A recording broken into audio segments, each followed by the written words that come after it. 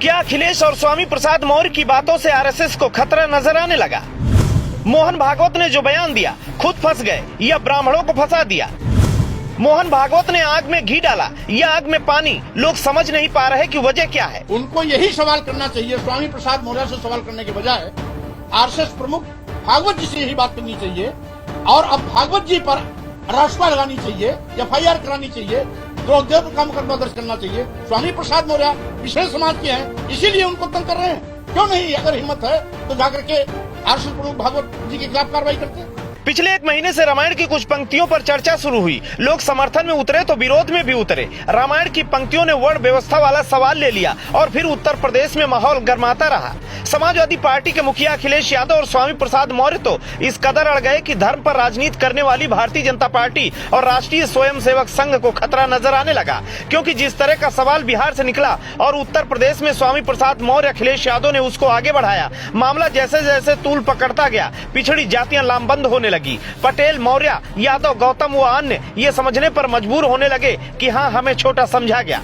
महाराष्ट्र में रविदास जयंती के कार्यक्रम में राष्ट्रीय स्वयंसेवक संघ प्रमुख मोहन भागवत ने एक बयान दे दिया कि जाति व्यवस्था भगवान ने नहीं बल्कि पंडितों ने बनाई है। इस बात के आने के बाद ब्राह्मणों को समझ नहीं आ रहा कि वो मोहन भागवत को किस लहजे से समझे, लिहाजा कल से सन्नाटा छाया हुआ है। मोहन भागवत के बयान पर स्वामी प्रसाद मौर्य ने एक बार फिर से पलटवार किया और कहा कि अब तो साबित हो गया कि धर्म के नाम पर हजारों सालों से गोरख धंधा चल रहा है। संत रविदास जी की जयंती के अवसर पर महाराष्ट्र में आरएसएस प्रमुख श्री भागवत जी द्वारा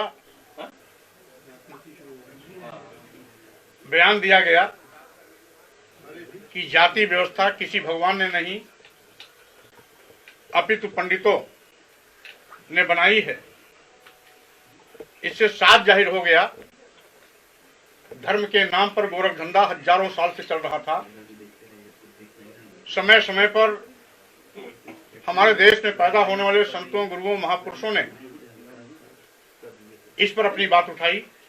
जिन शब्दों के ऊपर आपत्ति चल रही है उन पर देश में इस तरह से विभाजन शुरू हो गया कि बात 15% बनाम 85% की होने लगी। उत्तर प्रदेश में शूद्र और अछूत के पोस्टर लगने लगे तो रामचरितमानस की प्रतियां भी कई जगह पर जलाई गई। जिस तरह से मामला अगड़ा बनाम पिछड़ा बन गया, जाहिर सी बात है भारतीय जनता पार्टी के लिए खतरे की घंटी से कम नहीं है। मोहन भागवत ने जो बयान दिया वो बहुतों को समझ नहीं आ रहा कि उन्होंने आग में घी डाला है या पानी। Bureau report, Ashok Kumar, INF, Uttar Pradesh.